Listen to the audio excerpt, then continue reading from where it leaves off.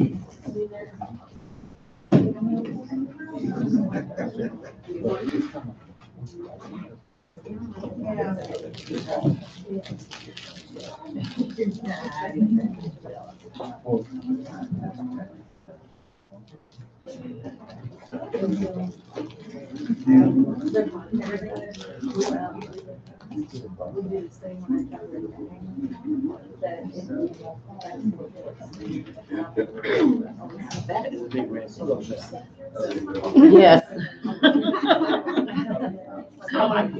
Thank you. Yes. That's my favorite. Yeah, what? Have another one. No, that's the one I carry it back and forth every day. No, that's the same one. It's my old faithful water cup. Yep. And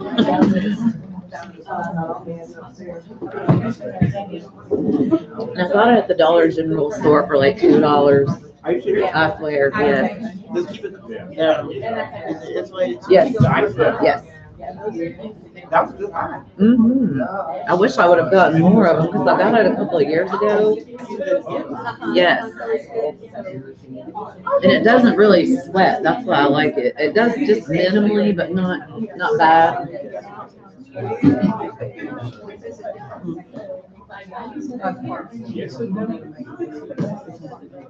morning, everyone. Morning. Welcome back. Welcome back to day 2 of our spring conference. We're going to start off this morning with a presentation from Michelle Hoffman. She is all the way here from Minnesota. She's really looking forward to going back to all the snow that they have forecast. But she does have the day to hopefully enjoy this nice weather. This session will be live streamed for all of those that have not been able to attend. So, Michelle has over 10 years of public accounting experience, exclusively serving the public sector, including school districts, charter schools, cities, counties, and public institutions in higher education. During this time, she has provided audit, agreed upon procedures, and other attest services to numerous public sector clients. In addition to gas fee requirements and standard implementation, she specializes in grant compliance, including single audits, and serves as a firm-wide resource for related regulations and requirements. Michelle graduated from the University of Minnesota's Carlson School of Management with a Bachelor of Science in Business and Accounting and Marketing, as well as a minor in Spanish Studies. She is licensed by the Minnesota State Board of Accountancy and is a member of the American Institute of Certified Public Accountants, the Government Finance Officers Association, GFOA, the Minnesota Association of School Business Officials, and the Minnesota Government Finance Officers Association. Michelle, welcome.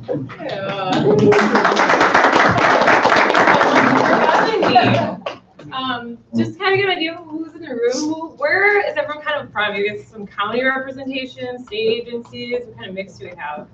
County, city, county, cities, School electric system. service, schools. Excellent. Okay, just curious, to get an idea. But yeah, we're gonna start with the morning. We're talking about grant compliance. So yay, everyone's about grant compliance, right? I feel like we've been hearing about it for years since they first started saying, hey, we're gonna totally revamp grant compliance a little bit, and that was how many years ago? And it just keeps being a hot topic as some of it's been delayed, as you know, and it's just been kind of hard to wrap our arms around all of it.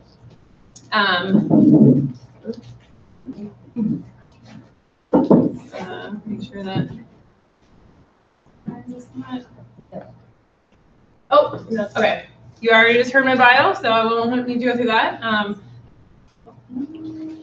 Oh, it's going up there, but not on my screen. Oh, weird. Okay. Sorry about that. I was trying to see. It's not going forward on my screen, but I'll pay attention to here. I am from Minnesota, she mentioned, so this weather is definitely excellent. We're in the middle of like our coldest, snowiest April ever, so I don't want to go back. Is there snow on the ground now? There's definitely still snow on the ground, not everywhere. There's grass patches and stuff, but my whole backyard is snow. And we are supposedly going to get 5 to 8 inches of snow tomorrow. So, and that's not normal for mid-April, but I mean we certainly get snow in April. But it is like it had already been one of our snowiest Aprils, and we're getting more. So, yeah, so that's what we're dealing with up there. When I got on the plane, I said, this is awesome. I'm gonna stay here, 75, 80 degrees. But so today we are going to talk a little bit about grant compliance, and did everyone have one of the handouts? Because I brought printed ones. So I know this Obviously, you can look here, but just make sure you guys all have it in front of you in case you can't see as well. So we're going to go over a little refresher on the background of the uniform guidance that has been around now for a few years. Some reminders there. Talk about the uniform guidance requirements that are specifically around procurement, of course. That's the main thing we're going to be talking about today. Talk about the allowable methods of procurement that the uniform guidance includes. Go over a little bit about the contractor versus subrecipient relationship, because that comes obviously into play with procurement, and there's a little bit of confusion sometimes around that. And then just a little bit of best practices around procurement procedures. All right, so just overall, what is grant compliance? Effective grant compliance really relies on having a really good in-depth understanding of what your requirements are for your award, and then also having the resources and the personnel, of course, to kind of meet them. It's one thing to really have a good understanding, but if you don't have the resources in place, which includes, as mentioned on the right there, policies, controls, etc., it's not necessarily going to do you any good. Depending on the agency you work for, that can be tough if the decision makers aren't as aware into grant compliance, and we've seen instances before where larger school districts or other institutions are struggling. They're having a lot of findings with grant compliance, potentially even going to lose federal awards, but they're struggling. They have budget cuts happening, and yet they really need to put more people in place to make sure they're meeting those grant compliance. That's a tough situation to be in. I heard Philadelphia School District, I heard them present a few years ago at a conference, and they, back in kind of 2008, 2009, and it was a very public story, had a lot of single audit findings, had about $150 million in question costs for federal grants, and the federal government was on them hard, and they were in the middle of big budget cuts, and they basically had to cut teachers, but they had to hire for the grant compliance, otherwise they were going to lose federal funding. It was a really tough situation. People didn't understand why they were adding positions for grant compliance while they had to cut teachers' positions. But the reality was they could lose funding in the future and have to cut even more teachers. So it's a really hard place to be in, but grant compliance is definitely very important. All right, sources of compliance requirements, of course, the top ones, and we're going to talk about a lot today. We're going to know is the uniform guidance, our big, federal document that says kind of what we need to comply with. And that's found in 2 CFR Part 200, as we just call it. Uniform guidance used to be called, when it first came out, as the super circular or the omni circular, because it had taken a bunch of previous circulars and kind of smashed them all into one. But that's not the only place that you really need to look for grant and award compliance. Terms and conditions of your federal award is another area to look. If you have, grant agreement from either a federal agency or a pass-through, you're definitely going to want to look through that grant agreement, any terms that might be in there that are specific to your award, and also just state statutes and regulations. So we tend to just kind of look at uniform guidance a lot, or the federal requirements, as those are our requirements. But really, you might have some other pieces that you need to look at. So making sure that you really understand what all of the requirements are around any federal grants that you receive. All right, just a quick refresher again, the uniform guidance did, as I mentioned, take all those previous circulars listed there, kind of smash them into one, and then we have several subparts. The top 3 were the cost circulars, depending on the type of institution you are. If you're a higher education or a state and local government or a nonprofit, so higher ed followed A21. Then you had A87 for state and local governments, and then if you were a public institution of higher education, you had A122. This overall single audit guidance was at A133, and then we had a couple more that fell in there. All those have now been combined into one, because they said, why do we have all these circulars? We're kind of going all over the place. Combine them all into one, get our uniform guidance. Subpart D, our post-federal board requirements, is where you're going to find your procurement sections, subsections in there, and that's the ones, of course, we're going to focus on today. A reminder on the effective dates and transitions. Of course, the uniform guidance itself came out and said this is effective for any new or incremental funding that's made after December 26, 2014. So if your award date is after that, then that federal award is followed under the uniform guidance. We have been in transition years. Some people do have federal awards that are still kind of going back to previous, those are more falling off more and more, of course, as time goes on. I do some clients I work with that have revolving loan programs that maybe the original funds came, 5-10 years ago, but as they keep getting the loan payments back, and then they loan them back out, they still are that original federal award, and so they have the old dates, so they're still under the old guidance. So you may still have programs that are under the old guidance. They did mention when it came out, if you do have a situation, when you're looking at really entity-wide, systems and procedures, procurement being one of them, you're not expected to be like, okay, these grants are the old guidance, we have old procurement, policies over here, and here's our new grants and our new procurement. I mean, that would of course be a little ridiculous and hard to do. So they said for situations such as procurement, another one would be, salaries if you're implementing your payroll system. You can't really say these people are paid under old funds, these are new. So they basically said, really you can take your whole system, change it to meet the uniform guidance. Now you're meeting the new standards, and not have to track, which funds are being spent, and not have old policies and new policies for the ones that really affect kind of system wide. And then just a note on subawards that the effective dates for subawards stay with the date of the original award. So if you're either a pass-through agency or you're an agency that receives funds from a pass-through, then the date of your federal award is not the date you got it from a pass-through, it's the date they received from their original federal award has. So if you're not sure and you're a subrecipient, you may have to reach out to the pass-through and say, what is the date that this federal award is tied to, if it's kind of in the gray area where you think it might be an older date. And the procurement grace period, of course, we know it's coming to an end, and that's one of the main reasons that I'm here, is to talk about our grace period. On May 16th of this last year, they kind of re-extended it. It had originally been a couple of years, and they re-extended it to go out for 3 full fiscal years after that magic December 26th date. So if you're December 31st, your fiscal year, your grace period already ended, December 31st, 2017. So as of January 1, you would be starting implementing your new procurement standards. June 30, we still have till this June 30th, so a couple more months. And then starting July 1 is when that grace period ends, and that will need to be implementing new procurement standards. And during this grace period, you do have to document because you always had the option, to say we're not using grace period, we're going to implement it right away. But you have to document what you're doing. Basically say, we're going to take full advantage of this grace period. We're documenting that we are waiting until July 1, and then we're going to, change everything so that it's good with the new uniform guidance. Or we're going to implement now or whatever date, but you definitely have to document what you're doing. And then, of course, what you're actually doing needs to agree with what you documented. Okay, let's talk again now, go into actual procurement requirements that are in the uniform guidance. And just start out with, what do these requirements apply to? What kind of purchases, what kind of activities, does the procurement requirements that are in the uniform guidance apply to? It does not, of course, apply to any goods or services that you purchase for a non-federal program. So any of your non-federal activity doesn't need to fall, and meet these requirements. It also doesn't doesn't apply to indirect cost pools. So if you are an institution that has indirect cost pools, you had maybe negotiated indirect cost rate, then you're charging costs into that pool that, then you use that rate to allocate to programs. The procurement standards would not apply to those costs that are being put into the indirect cost pool. It does, of course, apply to any direct costs that you are charging to a federal program.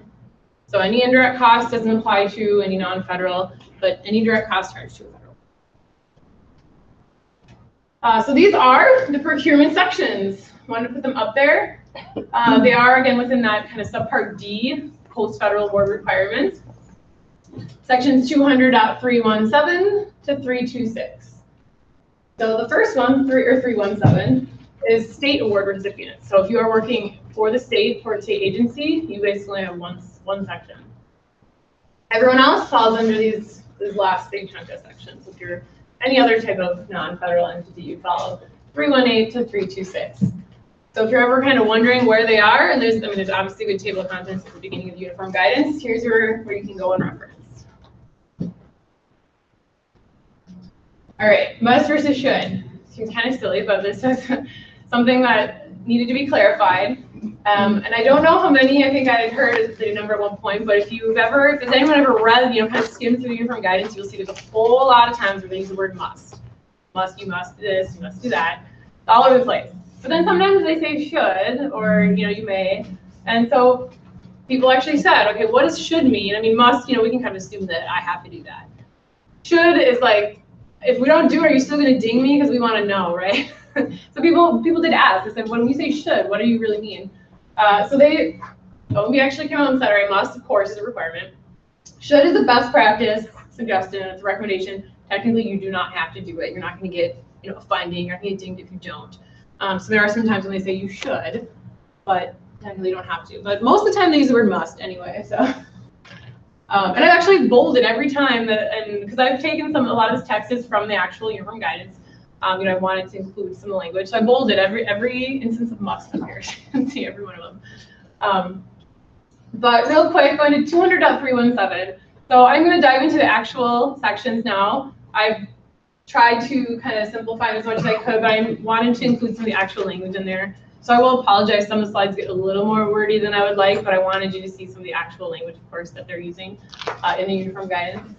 But 200.317. So if you work first, if you are a state agency, if you are a state, this is the only section you have to look at, 200.317, procurement. And really all it says is that procurements under a federal board, states must, simply follow the same policies it uses for non-federal procurement. So it's a little more vague on states. It gives them a lot more freedom. Says, you already have your policies in place. They're pretty elaborate. Follow those same policies. The one thing I did want to point out is that we've seen in the past some, mostly higher ed institutes, say, in some states, and it's kind of very state by state, higher ed institutes are reported sometimes as discrete component units of states. I know Minnesota they're not, but in like Colorado, for instance, they are. So they report up and they show up in the state financial statements as a discrete component unit. So a lot of those public universities said, hey, we're a state, yeah, we're a state, we're in their financials. So we're under this, right? 203.17. We want to be a state. And there's an attorney that I'm in contact with sometimes that does a conference out in Washington, D.C. They specialize in grant clients. They've actually argued this position on behalf of some higher ed institutes before to the U.S. Department of Education. The U.S. Department of Education said, no, you're not. You're not a state. You are a component unit, yes, but you are, because, and the reason they said this is in the definition of the uniform guidance, it says, a state or any agency or, it kind of gets into saying not just a state, but agency of the state. They said, we're an agency of the state. The U.S. Department of Education said, no, you have your own EIN number, you're separate, so you are not a state. So really, this really truly applies to states. And it was, the Department of Ed is kind of the only department that's officially come out that I know of and said that. I don't know if there are other organizations that have tried to argue we're a state because we show up on a state's financial statements as some sort of component unit. If that's the case, if you're an agency like that where you're kind of wondering or you're thinking maybe you could, I would definitely contact the the federal department that the awards are for. But I know in the case of higher ed institutes, which are the common ones, they said no, you are not considered a state for this purpose. You said they were in Minnesota? They're not report. No, in Minnesota they don't report like in the state financial statements. In Colorado, I know they do. I've worked with Colorado schools where they show up in the state's financials as discrete component units. Minnesota, they're not components of the state at all, so they didn't even try there. But all right, so now we're getting to the general procurement standards that would apply to everyone else that's not a state agency or not a state. And again, some of these get a little wordy, and I did trim them down as much as I could without but still keeping kind of the language in there because I did want you to see the actual language. And we'll go through. I'm going to go through a couple of sections right now, and then I'm going to kind of elaborate on a few things that are in there.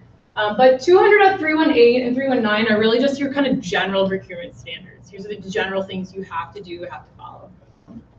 And 318 has A through K, I believe, so it's got lots of sections. And it basically says, start out with it, you must use your own documented procedures, which reflect, applicable laws, including state laws and regulations. So you have to have your own procedures, and they have to be documented. So another thing I have done in here is I've underlined kind of wherever they say written or documented, because there are several things in not just the procurement section, but the rest of the uniform guidance where it says these have to be written. You have to have it documented. And if you have a federal agency or an auditor come in, they're going to be looking for that. They're going to be saying, show me your written procedures, your documented procedures. That is a requirement. So underline a few times where they say written or documented. So basically saying you have to have your own procedures, and you can't, if you're asked, what your procedures are, oh, well, we just follow stuff in uniform guidance, or we comply with this, we comply with that. You have to have your own procedures, really, that have to be within, specific to your organization, and they have to be written. And you must maintain oversight over any contractors, making sure that they're performing, within all the terms and regulations of any contracts. Again, you must maintain there's written again, standards of conduct for conflicts of interest. So you definitely have to have a conflict of interest policy in place regarding your federal awards to ensure that they're all, all of them are made impartial, that if you do have any conflict of interest, that person is not being involved in the decision. And it actually goes so far as to say if you have a parent, affiliate, or subsidiary, They must also have a written standard conflict of interest. Just to make sure that, because there isn't any relationship there, that would also impair any kind of independence or impartiality. It also mentions you must avoid acquisition of kind of unnecessary or maybe duplicative items. One of the things they came straight out and said when they were putting this together is that one of the things we want to address, we want to really minimize any waste or abuse when it comes to federal funds. We don't want people purchasing things just because they have the money. And that will be potentially looked at by either a federal agency or an auditor. You may have extra funds for programs or purchasing things, either you don't really need them or you could have, maybe they're not quite necessary. That is one thing that they did want to address, and that will get looked at, is that it really should be necessary items. And then include looking at potentially leasing items. If it's much better, cost-wise to lease something, they want you to take that into consideration, and not just, kind of going out and buying everything. So really kind of thinking about what is the most cost-effective way to use the federal dollars so that we're not wasting.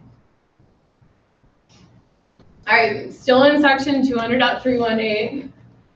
Whenever applicable, you're encouraged to. So this is encouraged. This is not a must here, but encouraged to enter into state and local, intergovernmental or inter-entity agreements. If there's an opportunity to share services or share, potentially items within, across departments or across, so federal, non-federal, of course, then allocating out the cost so that you can save some federal funds. You're definitely encouraged to look at that. Use federal excess and surplus property, if possible, instead of purchasing new. There's, website you can easily go out and look at kind of process to be able to acquire federal excess property. So if that's an opportunity and it would reduce costs, you're encouraged to kind of look at that. And also use value engineering clauses in contracts if it kind of makes sense. And then we were back to another must, where you must award contracts only to responsible contractors. All right, still in the same section, you must maintain records to sufficiently detail the entire procurement. And that includes all types of procurements. And I'm going to go into this a little more detail when we talk about the types of procurements. It's kind of what those records might look like. But uniform guidance does require you to have sufficient detail. So if I don't know your organization very well, but I just want to come in and say, show me this procurement, I can kind of follow the rationale. Like, okay, that's why you decided to use this, and that's why this made sense. That's a reasonable price, or that that vendor is reasonable. So you must have everything documented so that someone can kind of follow the procurement and see the rationale.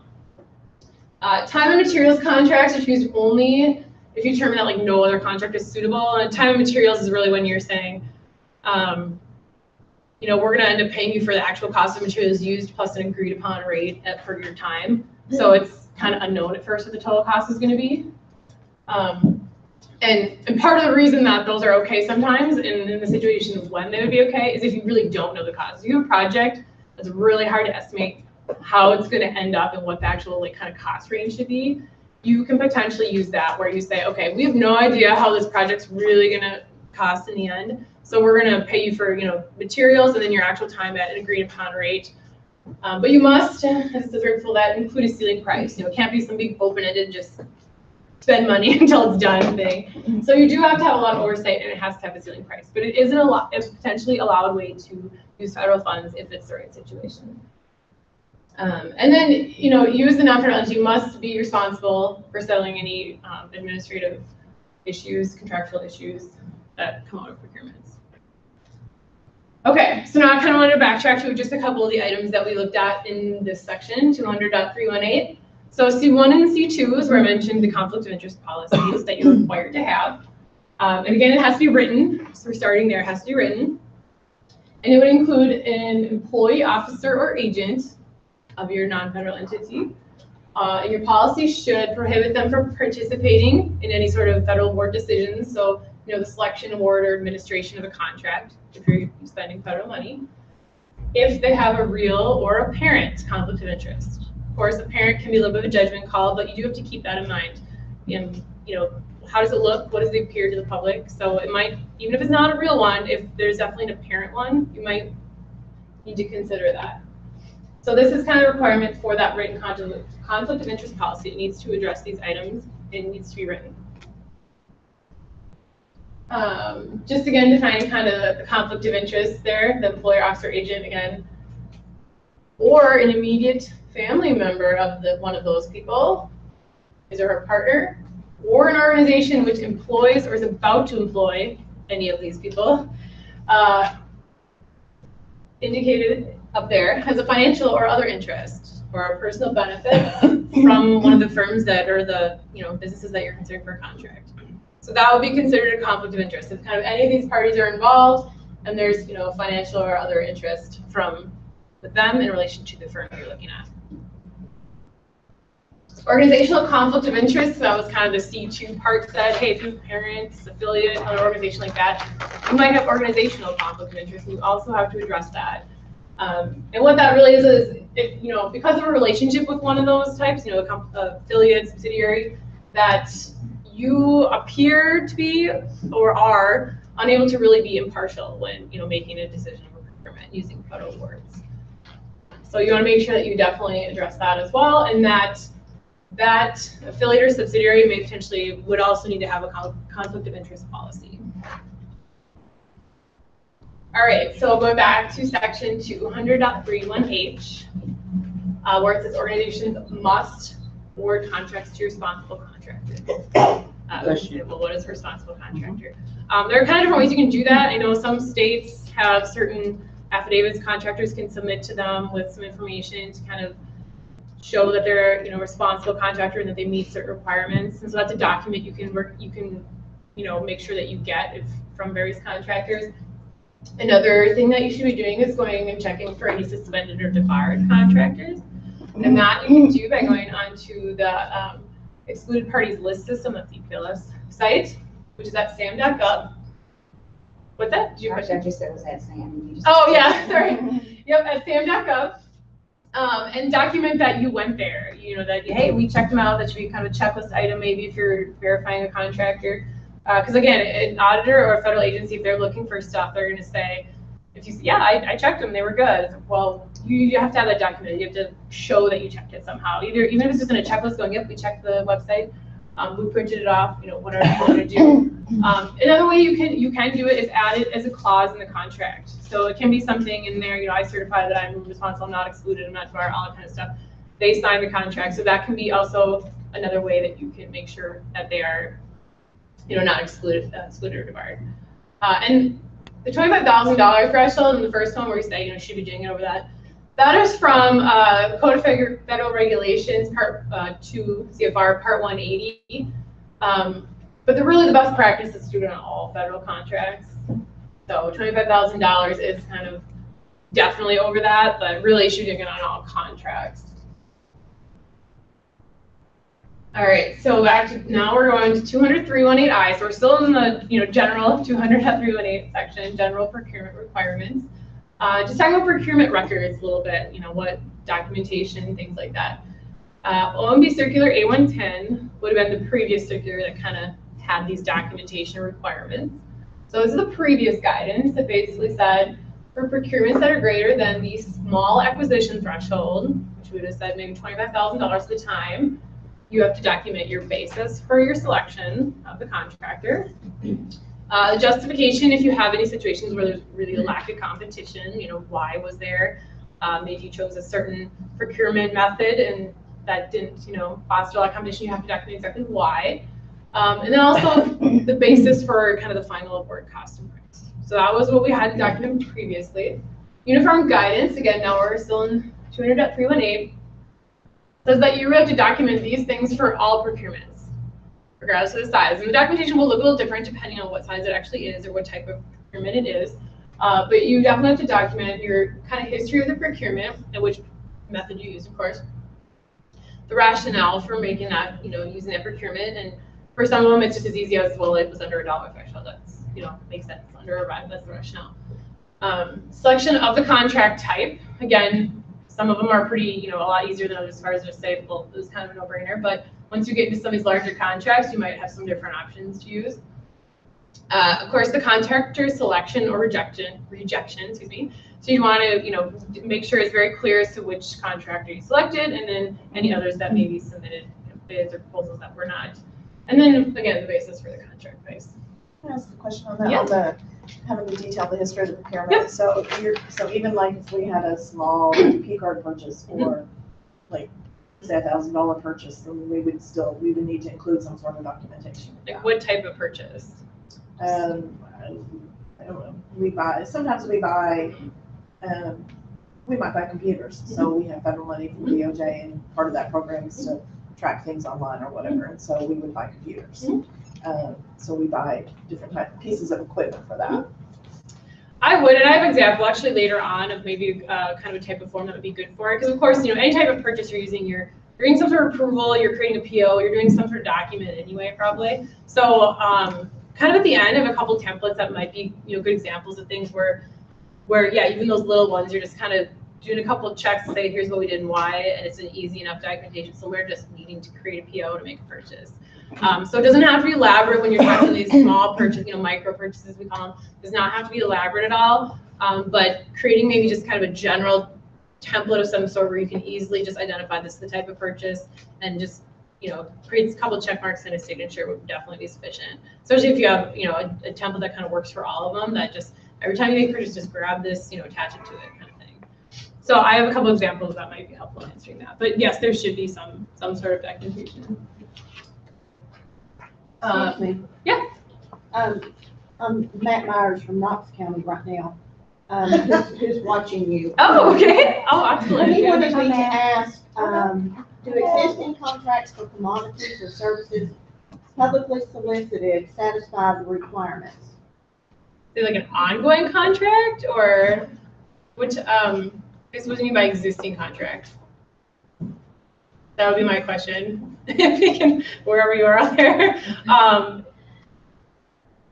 Because contracts really, federal contracts should be looked at each. If you say you have, if it's some sort of kind of ongoing contract that you're purchasing something from, it should be revisited. So it's not just sort of open-ended. Maybe every year you're kind of going back and so it would depend a little bit. I don't know how much dollars he's talking about either, or how type of contract exactly.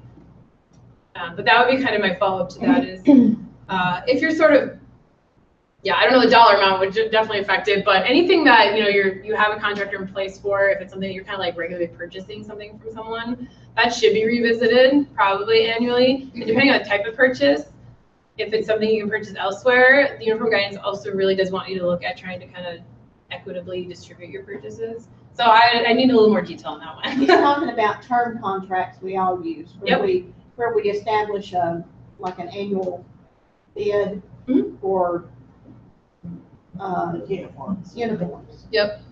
So how long is, when we say term contract, how long is the agreement for to purchase things? Usually a year. A year? Unless we do Unless a 3-year renewal. Yeah. Okay. Yeah. So every time you knew, so if you have one in place right now and it goes through December or whatever, then you'd be fine because you entered into it prior to. But the next time that you're kind of re-upping or redoing this contract, you have to make sure you follow the new standards. So any contracts that are currently in place that maybe extend until December, until next June, would be fine. But then the next time you go to redo it, now that after the year or 3 years is up, is when you want to make sure you're fine. Okay. Does that answer the question? I don't know. He says, how does this affect E-rate procurements and current contract?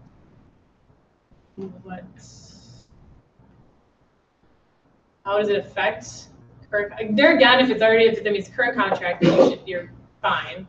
It would be any time that you're kind of going to enter into any new contracts. Does that count for renewal as well? If let's say your example in December, would that mean we should not renew the contract? We should now do a new solicitation because the renewal of the contract is creating a new Potentially. And what kind of dollar amount are you thinking too? What kind of?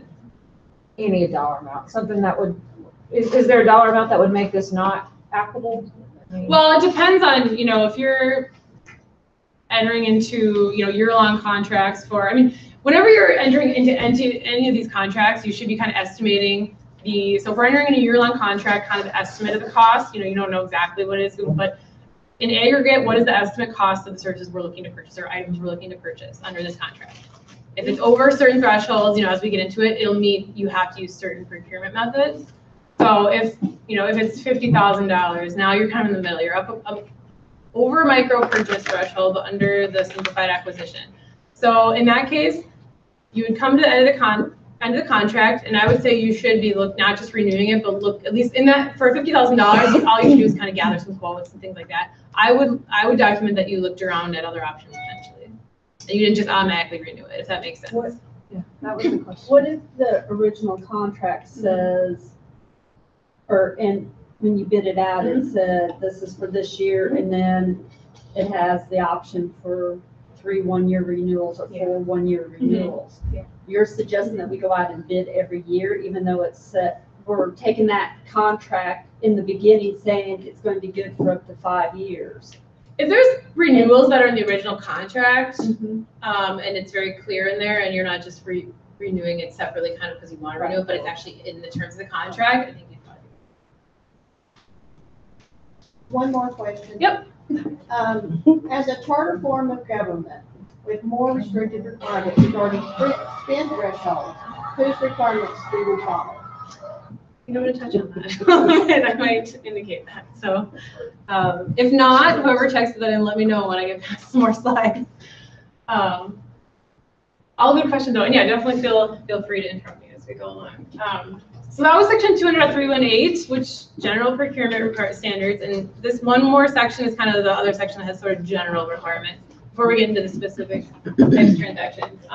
But just to say that transactions must be conducted in manner providing full and open competition. You know, they want any restrictions on competition. They want really kind of all opportunities to be explored and have everyone have the opportunity. And then it gives some examples of where they would consider that maybe competition is limited, maybe that it's not free and open competition. And this is not all inclusive, but these are some examples that the uniform guidance actually include. So if you're placing, unreasonable requirements on firms in order to qualify, of course, certain minimal requirements are expected for certain things, but if you're getting unreasonable, requiring any unnecessary experience or excessive bonding, non-competitive pricing practices between firms, non-competitive contracts to consultants that are on retainer contracts, organizational conflict of interest, kind of mentioned that one already, specifying only a brand name product instead of a type of product. You need to explain what it is generically that you're looking for, not say I want iPads. You have to be like, I want tablets, I want, generic things. Can't be a brand name. And then any other arbitrary action. Again, section 319, I very much apologize for all the wordiness, but I did want to include some of this actual language.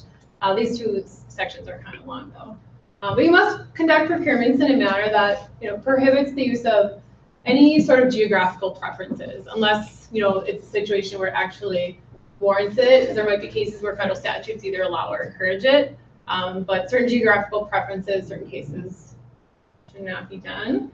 You must also, again, have underlined written procedures for procurement transactions that ensure that these two items are met. And you probably you have it in front of you, so you probably can read that little one. But you have to have a clear and accurate description of technical requirements for the materials, products, things that you're looking for. And then all requirements that they must fulfill when you're using to kind of evaluate the bid. So that needs to be included. And then you must ensure that if you have any pre-qualified, sometimes you have a pre-qualified list of firms or people, that they're really current and they include kind of, they're all encompassing and include everyone that really is qualified. So any list that you may have, if you have any of those that you keep, definitely make sure you're continually updating those. All right, so this is just kind of summarizing a couple things. I think I already went over all of those.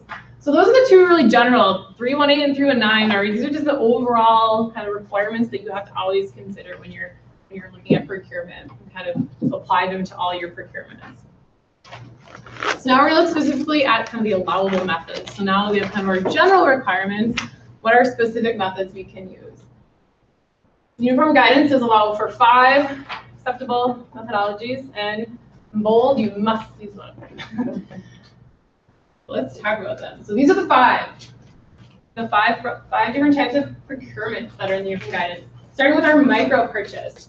And there's most of these are governed by dollar thresholds. Once you get to a certain dollar threshold, then you have a couple options. But micro purchases are simply purchases that are not in the aggregate. Again, it's not like each individual, ream of paper or whatever, or pen. Not to exceed micro purchase threshold. So the purchase as a whole in aggregate does not exceed the micro purchase threshold. And I'll get into a little bit more about that as well, what that is.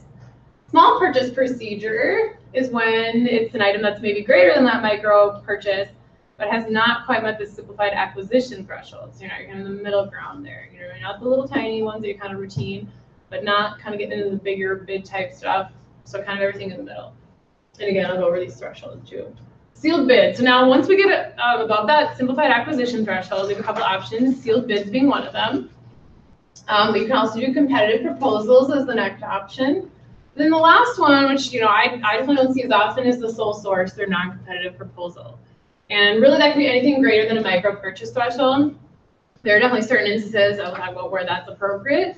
But really that is when you're kind of negotiating with maybe one source, it's not as competitive. All right, to start out with our micro purchases.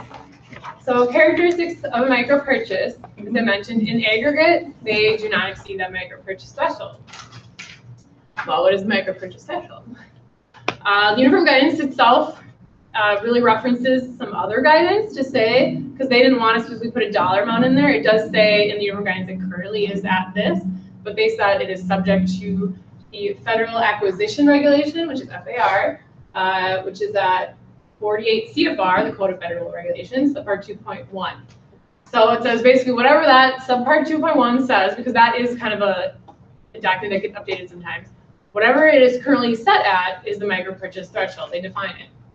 Because as years go on, we might increase it or it might change. So as I say there, it is potentially subject to change. Currently it's at $3,500. I have recently increased to $10,000 and I have a question mark because it was increased but not officially. In December, President Trump signed the National Defense Authorization Act, which reauthorized, it's been an act for many years, but it kind of reauthorized it for 2018.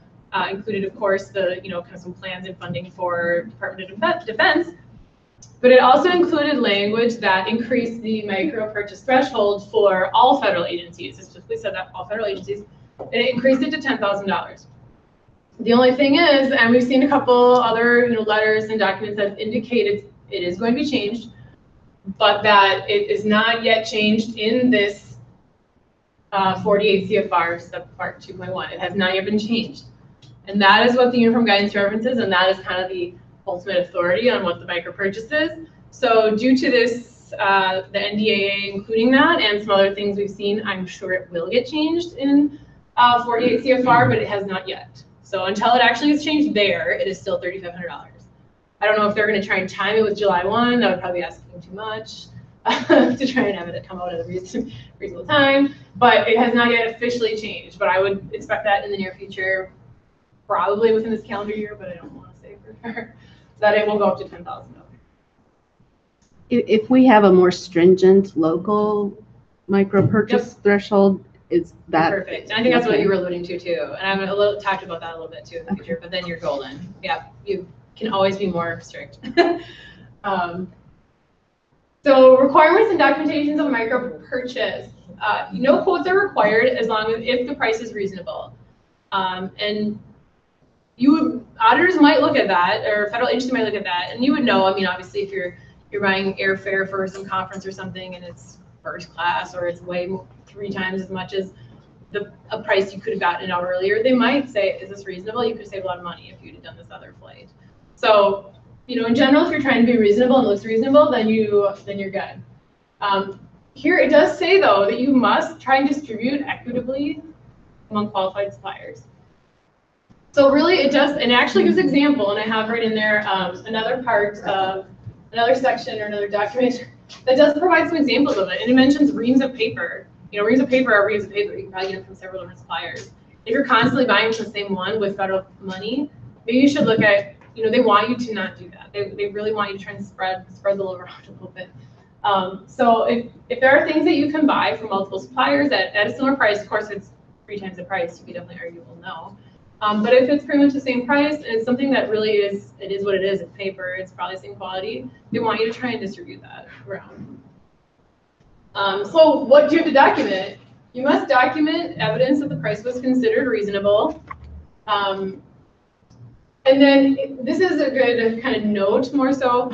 In your procurement policies, what I guess I would do is say, all procurements must be approved by, program manager or, whoever it is.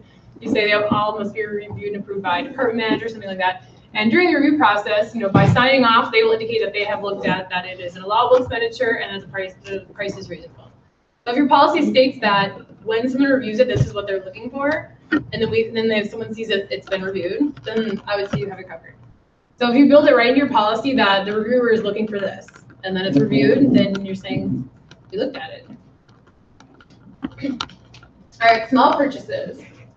So now again, we're talking about those ones. I mean, I would call them more like kind of middle purchases, but they're greater than that micro purchase threshold, which is currently again $3,500, but smaller than that small acquisition threshold, which, as you'll see here, is also found in that exact same section of the Federal Acquisition Regulation, 48 CFR. So again, I know it is subject to change, because that can change.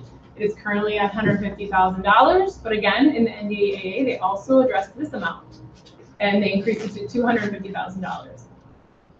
So again, until that CFR, 48 CFR actually gets changed, we're still sitting at $150,000, but I would assume they'll both change at the same time. So when that does change, this will go up to $250,000. So right now we're looking at $3,500 to $150,000 is sort of our small purchases. In the future, if it changes, it'll be $10,000 to $250,000. All right. So this is our small purchase. So what are our requirements for a small purchase in our documentation? You need to get price or rate quotations from an adequate number of sources, which is at least 2. You really need at least 2. This can be informal. You can do phone calls, web searches. But again, what do we need to document? We need to make sure that we document that. So any quotes you received, any phone calls, need to be documented somehow. And price does not need to be the deciding factor, but you do need to keep, any quotes that you receive on record and kind of a reasonable, justification as to why you chose something. It doesn't have to automatically be the exact lowest priced option, but needs to be kind of rational documentation. All right, so those are kind of our smaller, simplified, a little more easy purchases with quotes. You don't have quite as much documentation. Now we're getting into kind of the larger purchases. Now this would be anything over the simplified acquisition threshold. Would be you could either use sealed bids, you could do the sole source, but we'll talk about sealed bids here. And again, simplified acquisition threshold is a kind of a moving target. I mean, it doesn't move very often. It hasn't moved since uniform guidance came out, but probably will go up from $150,000 to $250,000. And here's kind of a situation where you would use sealed bids as opposed to competitive proposals, which is another option. But you have a really complete and adequate kind of description of what you need, what you want, what the project is. You're able to get a good description out there. You have a couple bidders, 2 or more, that really are willing to bid, are willing to compete. I don't know. Oh, okay.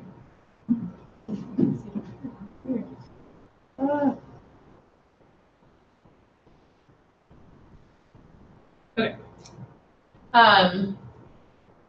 And then if it's a project that kind of lends itself to that fixed price contract, you can get the bids in. They're bidding on obviously the project that you had a pretty good description for. It lends itself to that fixed price contract. And you can make it principally based on price.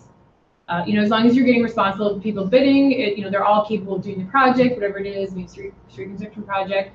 And price is the main factor that you can decide on. And what are the requirements for it in documentation? Again, bids must be solicited from an adequate number of suppliers and given an adequate response time or respond. Local and tribal governments must, of course, advertise publicly. Those bids publicly. Any invitation for bids must define those items or services in order for them to properly respond. They need to be very clear on what you're looking for. All bids should be opened at a time that's prescribed, and of course, again, if you're local, tribal government, those need to be opened publicly. A firm fixed price contract is made to the lowest responsive and responsible bidder. So in the end, you get the lowest bidder, and you get that firm fixed price contract. And you do have the option though to reject bids if you have, again, I underline documented, because if that is the situation where you're going to reject bids, you definitely want to document that. That is an option. If they're really, you can reject any or all bids if there is, if you have a justified reason to do so.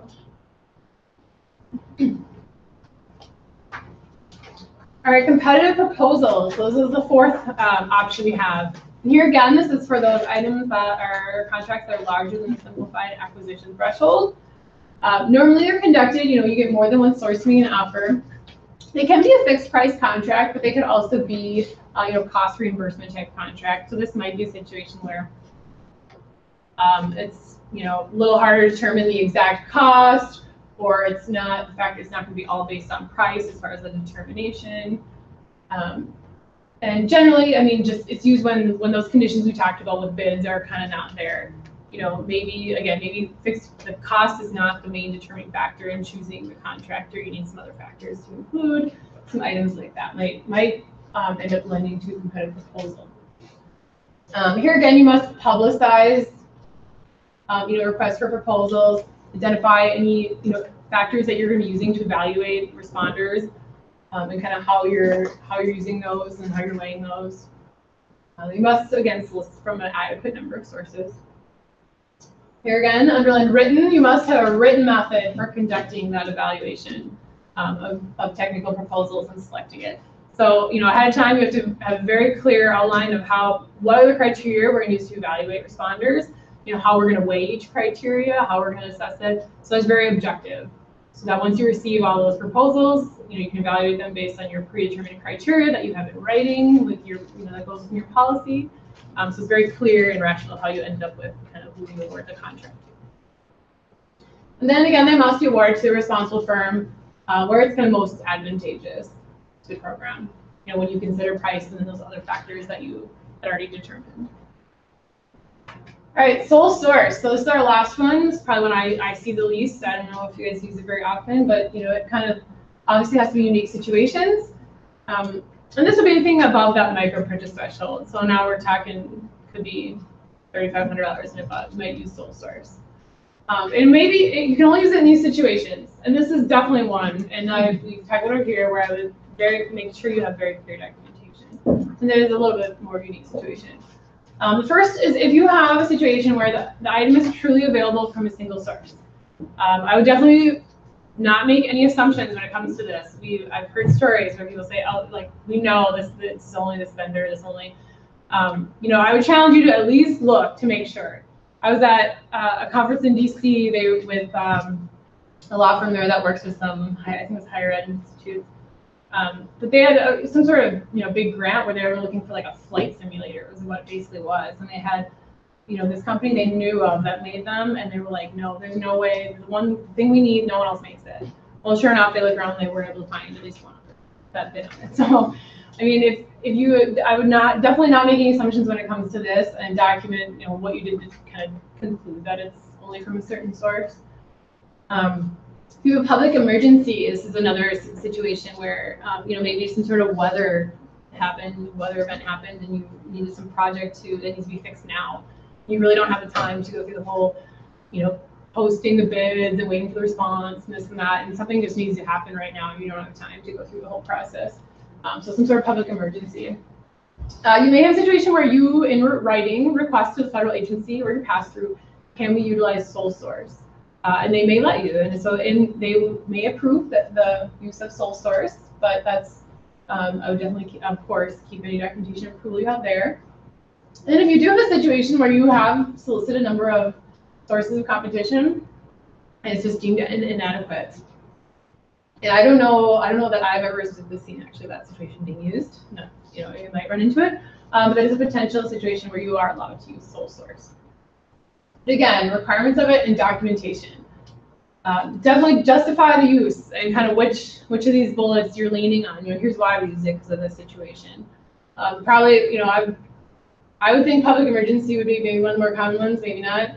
Obviously, document any research you did to check on if it was available from multiple sources. That'll definitely be looked at. If you're claiming, no, it's only available from this source, federal agency or auditor will say, well, show me what you did to verify that or just conclude that. Retain any documentation of any authorization. Of course, if you do write to that pass-through or the federal agency saying, can we use sole source for this project, they approve it, definitely retain that, of course. And then if you're kind of hanging on the last bullet, any initial solicitations you had where you tried to use multiple sources and kind of what you were getting back was really inadequate. So this is a situation where you could use sole source.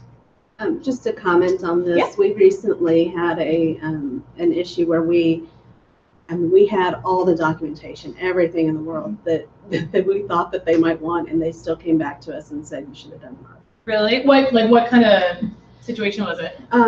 We're doing a Spanish immersion program, and they were looking for specific things as part of that program for the school, and this one company is the only one they could find that had it. Okay, so you guys were using it And- kind of available only from one source. Right, exactly. So I saw all the documentation and signed off on it, and they still came back, the auditors this year, and said, no, you should have done an RFP on that. Just, if nobody else responded and to the publicly advertised RFP, then that was, What kind? What was all documented? I mean, if you can remember. just, example, as the far as documentation as to, who they had contacted and what was So they had tried to reach available out and- to a bunch of other. Yeah, Okay. and, we had documentation from the company as to everything that they provided for this and sole source information from them, and I reviewed all of it and thought Yeah. this should be good and Interesting. signed off on it, and they still. Interesting. I mean, of course, at the end of the day, some of these you're going to get subjective as to did you do enough or not. I mean, it is subjective, obviously. One auditor may say, oh no, you should do RP. One may not.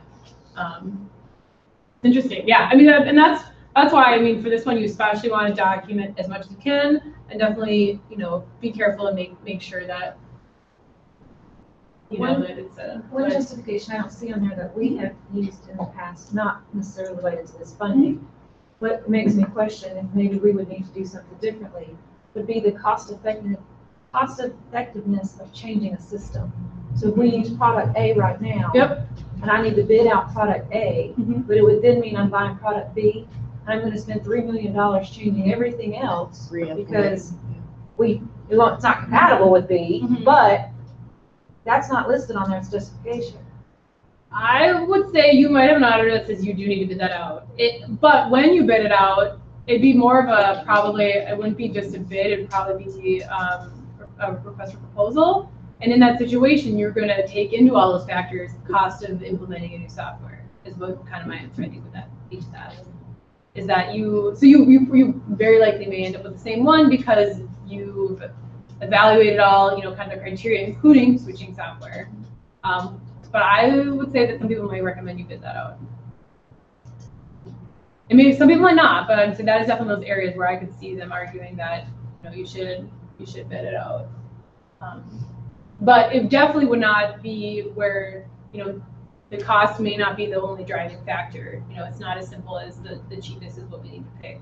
Because like you said, there are other kind of costs with implementing it. So I'd say that'd be more of a proposal situation. So you can't use compatibility? Well, that would be probably one of your specifications when you're requesting a proposal, of course, that needs to meet certain standards or certain compatibility. Yep. Yeah. This is just copied in from that 48 CFR that I mentioned where they define the simplified acquisition threshold micro purchase. You can see exactly where it is. They will, there's very specific situations where they have other dollar amounts too, but in general, it's the 3,500, 150,000. So until these get changed, we're using, this is what we're, we've been in contact this last week with the Government Audit Quality Council and as well as the OMB, actually, they've both said the same thing. Until it gets changed here. So I did copy a couple slides in here, things I found with Tennessee Code. Of course, I'm not here to educate you guys on this because you probably know it very well. But more this was the point to show that oftentimes states have their own thresholds, own requirements, own things. Minnesota does too, Colorado does, where you have different thresholds to work with. So if you're more restrictive, if all of your thresholds are kind of more restrictive, then certainly you're good. You're good when it comes to federal funds. But right now, the micro purchase threshold is $3,500, and if maybe your state says, anything under $10,000, they have basically no requirements for. Well, you still need to have your policies in place for if you're using federal dollars that do address those smaller purchases. So you basically need to make sure you're in compliance with both.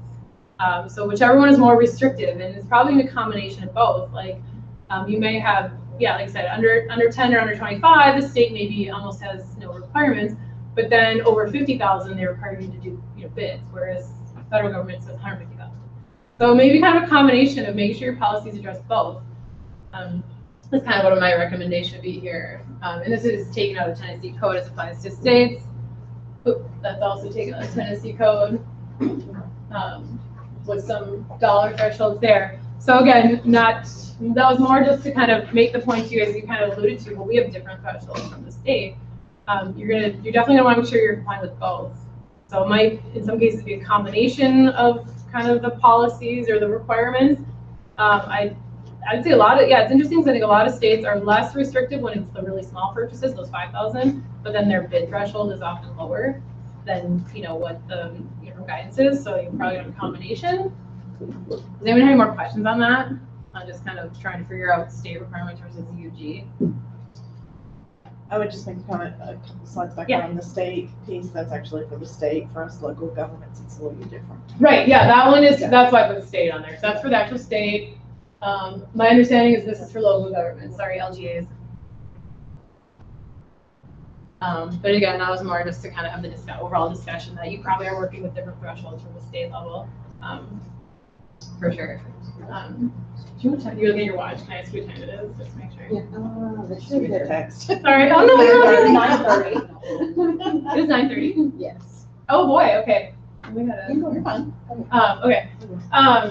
The next section just talks about contracting with small minority businesses. The uniform guidance does say that you must take some affirmative steps to ensure that you're kind of working with these organizations. This is one of the important initiatives of the uniform guidance. So whenever possible, we're working with minority businesses, women's businesses, labor surplus firms. This is section 200.321 does specify that. And a lot of things where it talks about when it comes to these types of organizations, you must do the following. You must place the qualified businesses on your kind of list of solicitations. Ensure that you are reaching out to them, soliciting whenever they're a potential source. If you can, if it's a project or supplies or something that you can divide up to ensure more participation by these types of organizations, encourage that. Some other things that you can do to make sure that you use services and assistance of organizations such as Small Business Administration, etc. And then if you were working with a prime contractor, maybe where there's subcontractors, to see if they're taking affirmative steps that are listed, making sure that the actual contractor is also doing some of these items when they're looking at subcontractors. A couple of resources just for all those types of entities listed, small business enterprises, etc. So websites you can go to really kind of help when you're looking to make sure that you're utilizing some of these businesses. This randomly, I just took that from the Tennessee code as well, and it basically is the exact same requirement. So Tennessee also encourages that. Recover materials is just a really short little section in the procurement. It says that you must comply with section 6002 of Solid Waste Disposal Act. That's kind of a unique situation, or not as common. So 323 contract cost and price. Just states that you must perform a cost or price analysis with every procurement in excess of the simplified acquisition threshold. So we're talking about those bids, requests for proposals. And just say, at the minimum, it really just says you need to at least, before you kind of go into it, have an idea of what the project is and how much it should cost. You should be doing, of course you're all doing that when you have these larger projects that are over $150,000. You have kind of an idea, maybe it's a road project, you have an engineer kind of put together some specs, some things. You kind of know what it's the ballpark of what it's gonna be. So that's kind of what they're alluding to. You really kind of need to do some price and cost analysis on kind of what your project is or what you're looking for on these larger items.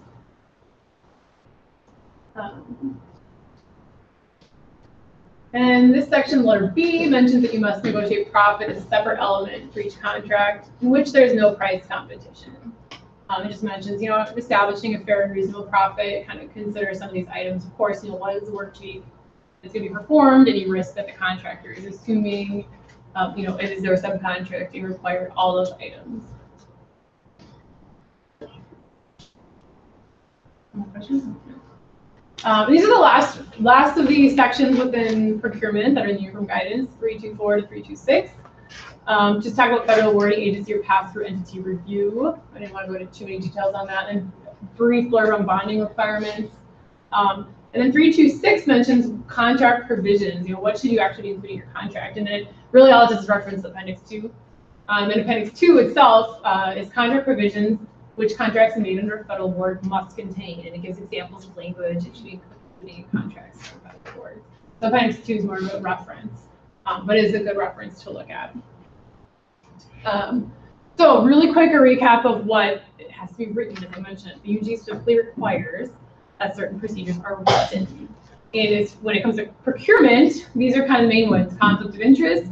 Of course, your overall procurement transactions need to be documented, and your procurement procedures, and then conducting your technical evaluations of competitive proposals. So in addition to just overall having your procurement procedures written, these are the specific other detailed items they call out that need to be included in there.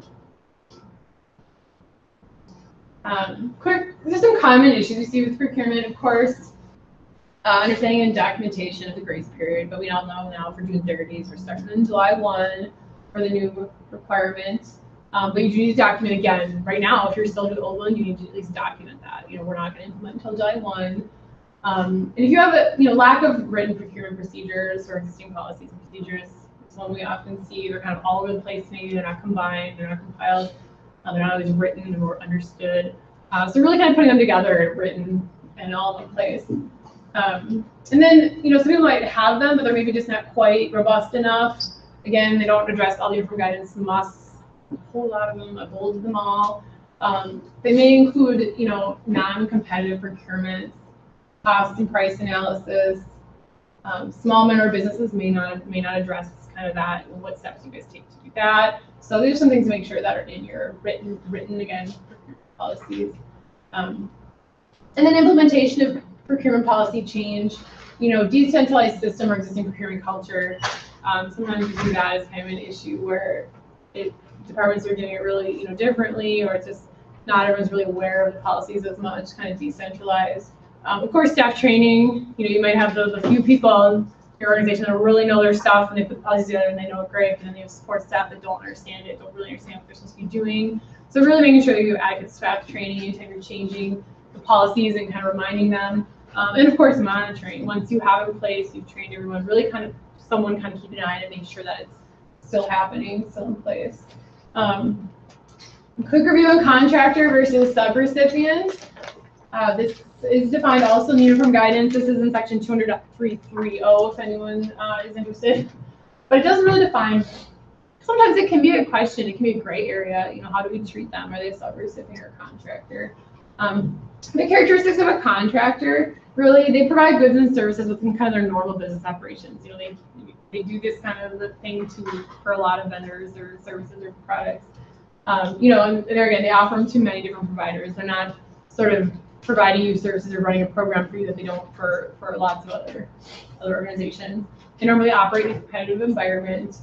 They provide goods or services that are ancillary to the operation of the federal program. So they're really providing you with supplies or services that you need to run your program. They're not sort of operating their own thing.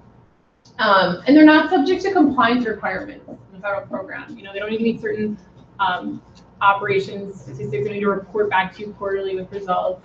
And of course, the flip side of that is a subrecipient will be someone who is determined to be eligible to receive federal assistance. And they have performance measured kind of in relation to that federal award. Are they meeting certain objectives? Are they reporting back to you again? They have programmatic decision making, so they're not just providing a service you tell them to or a supply you tell them to. They can make some decisions about the program. And then, they have maybe some federal program requirements that they have to adhere to, and then they use the funds to carry out a public purpose. So that's kind of how we define the difference between a contractor and a subaward. The main thing is that not all those characteristics do need to be present for one or the other. And the other thing is just, I'd say substance is more important than form. So for some reason it says it's a subaward or contract in title. Look at what it really, again, the substance of the agreement is much more important as far as what it is. What are the actual characteristics of it? that you can't see probably anyway, just an example of what you might, a checklist you might use for subaward versus contractor. And then here is the template I referenced earlier that might be helpful. It's like 2 or 3 slides long. It's like one document though, it just didn't fit in one slide that you might use. So if I'm just doing, you know, micro purchase or small purchase, you know, I'm just checking the box, small purchase, here's the 2 vendors I contacted and when the price, you know, boom, that's what he's in. So something simple like this, where you may just have a form where you just check a couple boxes. It's under this dollar amount, so I use the micro purchase. We bought from them, and something just documenting what, you know, kind of your rationale. And of course, it gets, as you get above the simplified acquisition threshold into some of these other items, sole source, you can have a little more documentation, a little more check marks to do. I can't really read it from here. But yeah, it's like, were they the lowest bidder? You know, check yes or no. So just a lot of the check marks of the things I went over. So creating some sort of maybe just template like this that you fill out, just indicate kind of what you did. And the sole source one, it has the kind of which situation did you use, and then describe why, and then it even mentions attach additional documentation, because then we actually have a separate example form for our sole source. Like you mentioned, probably includes a lot more documentation. Can we get like a PDF or something of those forms? Yeah, I can send these to someone who should be able to get them out too. Yeah, but we just got a PDF of the entire thing. We do have that, yeah, I know, but this. That would be great. Oh yeah, PDF and presentation. Yeah, I've also sent the I sent the PowerPoint out, so you can get that. That should be available on the website, I believe, is getting posted. And then I can potentially send out these template examples too, if anyone wants them. But having some sort of common form you use for just any purchase would be really good, because then you can just check what type it is versus this form is for this purchase, this form is for that, and then you kind of like all these different forms. And you just have a standard form on file. I think it really creates kind of practice to have in place, and just, you know, makes it easier to have that documentation. It definitely might be a little more robust for sole source though. Like, I mean, Sherry gave a great example. You want to make sure you have all your ducks in a row for sole source. And then I guess even then you may not be guaranteed that everyone's going to agree with you. So that if you have, I mean, it sounds like you guys are pretty confident about it, but if you have like a sole source situation where I think we're good. I mean, you definitely may want to just run it by your auditors as you're doing it, and do not wait till kind of audit time. I mean, I would assume they're fine with you asking them questions and running that by them. Or a federal awarding agency, you can probably always talk to them too, if you really want to. It sounds like otherwise you might be running a little bit of a risk of, I mean, anytime you're running a little risk, because there is definitely subjectivity in some. But bidder declaration, that's a bidder declaration form where they can say, hey, we use these like, you know, women businesses, things like that, or we're kind of the responsible contractor thing, or something you may require them to have to show that they're also, you know, looking to use these types of businesses. All right, sorry, I think I'm a little over, and I probably talked kind of fast because I was knew that I was going. And that's my contact information. You can always shoot me a direct email too if there's something you're not seeing, either in the, you know, presentation or you want a example template. I'm happy to share them. Anyone have any other questions? Well, thank you. Everyone, please let's thank Michelle. Thank you so much for having me. You're coming a long way. Hopefully, Oh, I'm not gonna, yeah.